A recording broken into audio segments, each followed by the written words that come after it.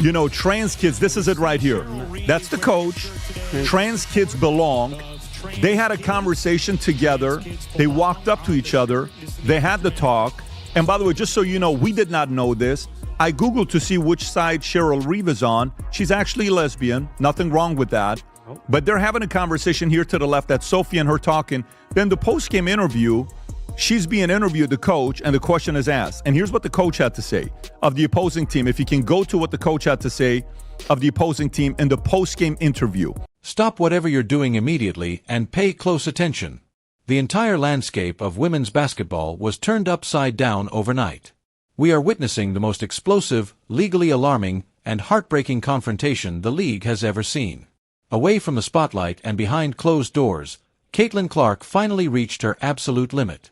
For weeks, speculation had been building about the tension, the dirty play, and the blatant disrespect directed at the Indiana Fever. However, nobody, and I truly mean nobody, anticipated what reportedly unfolded inside that locker room. This has become a full-scale legal battle. Leaked reports have completely taken over the internet. Caitlin Clark has at last ended her silence. After coaches organized a major protest while wearing "Trans Kids Belong" shirts, the establishment allegedly directed its full anger towards Sophie Cunningham. But they made one critical mistake. They severely underestimated Caitlin Clark's loyalty. Don't miss a single moment, because we're breaking down the lawsuit that is shaking the nation. These are the exact words Clark reportedly shouted at the staff, along with the ultimatum that allegedly sent the WNBA commissioner running. Subscribe now. Press that like button. Let's reveal the complete collapse of the WNBA establishment by looking at how this legal nightmare began. To understand it, you have to start in Seattle. The environment there had already become completely toxic. Seattle Storm coaches, along with other teams, were promoting those "Trans Kids Belong" shirts. They transformed the court into a major political battleground. But this was never only about a shirt. It was about power, control, and forcing players to fall into line. Some things that, we have in common and maybe some things you differ on, just like any issues. And I think it's how you handle things. And so... You can pause it right there. I want you to now watch what Caitlin Clark's nice coach had to say when she was questioned. This is Caitlin Clark's coach. Okay, go for it. Your stance on men or athletes who test as biological male participating in women's sports? What's your personal Watch stance? your answer. Yeah, I don't know that I would say that I'm educated enough from a scientific standpoint. I don't ever believe that exclusion is an answer. I just don't. No, but wait a minute. You got to keep playing it. Is this the only clip we have? Oh, okay. I think that's it. Because she says, I used to play with men when I was a kid. I always played with men when I was a kid. And she answers the question like, I'm not a scientist, I'm not this, I'm not that. And then the game's being played yesterday. Sophie Cunningham gets hit in the face by an elbow that pretty much almost like massive foul. They called the foul on her. I don't even know if we can even play this clip or not. If you can see. According to shocking insider claims, the moment Sophie Cunningham refused to give in to pressure from opposing coaches, she immediately became public enemy number one. Those coaches allegedly turned against Sophie, launching a coordinated effort to isolate her and completely destroy her reputation. We're talking about non-stop verbal attacks from the sidelines, blatantly biased officiating, and opposing coaches shouting pure venom at Sophie every single time she touched the basketball. Their goal was to crush her spirit. They wanted to make her an example in front of the entire country. League executives remained completely silent, watching the Indiana Fever enforcer be ripped apart by the establishment. They believed Sophie was entirely on her own. They assumed she was an easy target, but they overlooked one thing. Sophie is the ultimate protector of the biggest star in the world. And when you come after the protector, the superstar will strike back in ways nobody ever expected. The breaking point finally arrived. It is being described as the most shocking locker room incident in professional sports history. Following a brutal game filled with targeted harassment directed at Sophie from the opposing bench, the Indiana Fever returned to their locker room. The atmosphere was overwhelming. Sophie, who normally handles every blow with a smile, was reportedly visibly shaken by the incredible level of disrespect coming from those WNBA coaches. For months, Caitlin Clark stayed silent. She absorbed the cheap shots, brushed aside the petty jealousy, and simply kept playing the game. But watching her deeply loyal teammate be pushed to her limit became the final straw. Witnesses claim the room fell completely silent when Caitlin Clark rose to her feet. She didn't simply speak, she exploded. Clark allegedly walked straight to the middle of the room, locking eyes with management and league officials. She was trembling with pure, uncontrollable anger. All the problems that we have in our society, we have to still play this trans kids belong. And listen, I pray for those people. I pray for those people that are confused. My heart goes out to them. I literally pray all the time. Like, let them figure it out. Talk to somebody that's going to do it instead of them patting you on the back and saying, you know what? Take your breast off or chop your penis off. And the majority of those people have freaking depression and they wind up killing themselves. Or if not, they wind up shooting up places and they call us transphobic. Give me a freaking break. Shut down the WNBA. Where's the money coming from? Name me a company that loses $40 million a year and people still put up with this.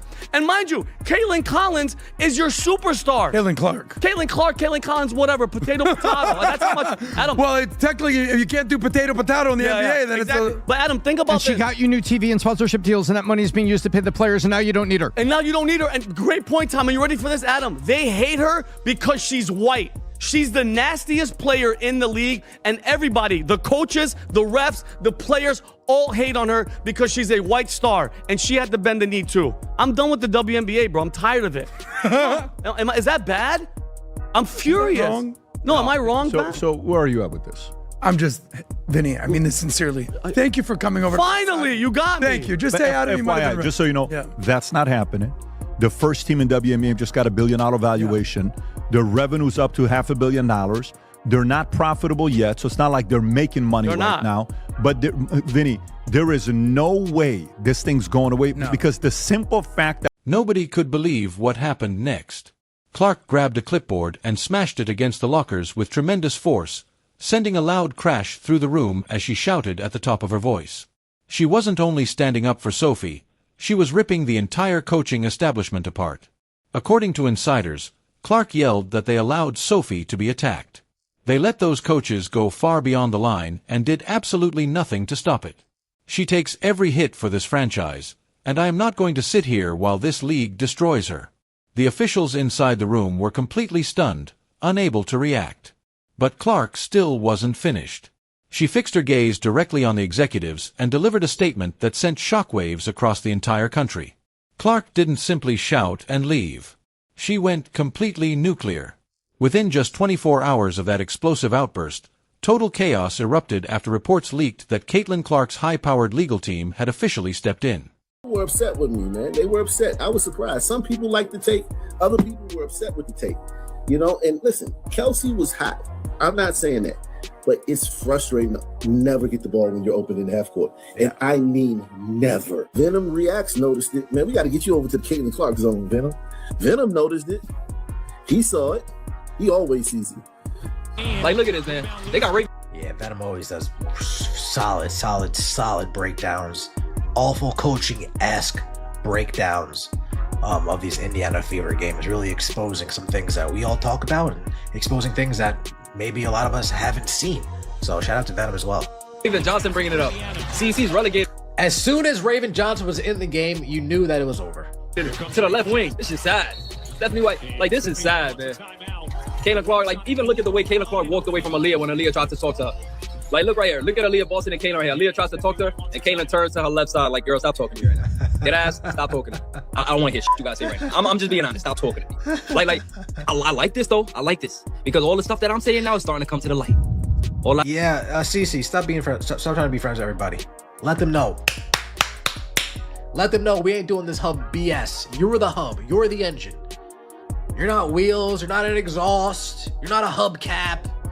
You're not headers. You're not cams. You're none of that. You are the engine. You are the actual engine itself. The V12 of the Indiana Fever, not the hub. Let them know, hey, we're cool, but we ain't that cool. I'm gonna need that rock.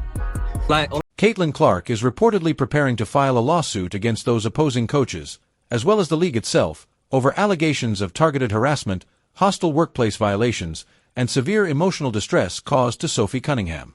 This is something completely unprecedented, a rookie superstar taking the league she plays for into a major legal fight.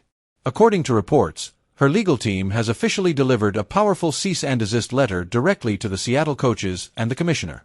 The warning included with that legal action is reportedly one of the most chilling messages imaginable. Clark's statement to the entire league was unmistakably clear. Do not ever come after Sophie again. Do not lay a hand on her. Do not speak to her. And do not ever attempt to humiliate her on my court. If you do, I will drag this entire league through the dirt and dismantle this establishment piece by piece. Has a hill they're willing to die on. We've talked about this. We all have our hills. The WNBA has basically said, this is the hill we're willing to die on, because the L, the G, the B has been grouped in with that T, and they need to basically protect that T. And in the NBA, because I'm the local NBA guru over here, we know. Yeah. You know, they say, you know, you live by you say you live by the 3 and you die by the 3, right? So the women of the NBA are gonna die on this hill if it's the last thing they do. And they're not double dribbling. They're doubling down on this nonsense. And at this point, I'm not angry. I'm not upset. I'm sitting there eating my popcorn just being like, you have this generational talent, Caitlin Clark, and you're running her out of the league. And you have this beautiful person, Sophie Cunningham, who's basically saying, listen, I'm just a normal person. I'm not political. I just don't want dudes in the locker room with me. And they elbow her in the face and they go, that's a foul on you. Yeah, shut your mouth. Oh, God. So I don't believe they're doubling down, Adam, but here's why. You're right, but I disagree on this angle. There's never been DEI that's been a special program brought into the WNBA. Never has. It was the culture from day one. Their culture was this. Well, this was the culture. I don't mean this disrespectful. They're all lesbians. A lot of them are lesbians. The point is, DEI was brought into certain companies and they faked it and they put up programs. We have a DEI program. Mm-hmm. They had DEI DNA. This was it since the beginning. And what you are seeing is a culture clash with Caitlin. At this moment, the WNBA is reportedly at a complete standstill. The Seattle coaches who allegedly targeted Sophie are now facing the possibility of serious legal consequences, along with the overwhelming anger of millions of Caitlin Clark supporters. The commissioner is reportedly in a state of panic, desperately attempting to contain this legal crisis before it completely damages the future of women's basketball. Right now, the entire country is said to be in shock. The story is dominating every major network, while the internet has become deeply divided. One side of the nation is rallying behind Caitlin Clark, praising her as the greatest teammate in the history of sports. She is reportedly putting her entire career on the line by pursuing a major lawsuit to defend Sophie Cunningham from what is described as relentless harassment by coaches. Meanwhile, the other side, the establishment, the coaches, and the executives, is reportedly filled with fear. They believe Caitlin Clark possesses all the leverage. If she truly moves ahead with this lawsuit, and if she refuses to take the court until those coaches are removed, the WNBA could lose millions of fans. The league itself could literally collapse. Nolan Wells, that Caitlin Clark actually got some calls last game. So I'm sure the officials saw that, and they made sure today that she didn't get any calls, and she didn't shoot many free throws. That was the thing today. You refs got to stay off Twitter, man. You're so reactive in this league, man. What a league this is, man. But yeah, this was all game. And I get there at home, and I get that, if you call that every time, all Minnesota's guards would file out in the first quarter. But still, to never call it is the opposite way. And I'm not talking about just fouls, I'm talking about to never call this. This is a foul, okay? If that's Olivia Miles, that's a foul. Olivia Miles is a rookie. Hasn't paid her dues. Doesn't have to mention Cheryl Swoops. That's true. If the rules were reversed, we're calling a foul on this. And I think that's everybody's biggest gripe. If this wasn't called by any across the board, fine.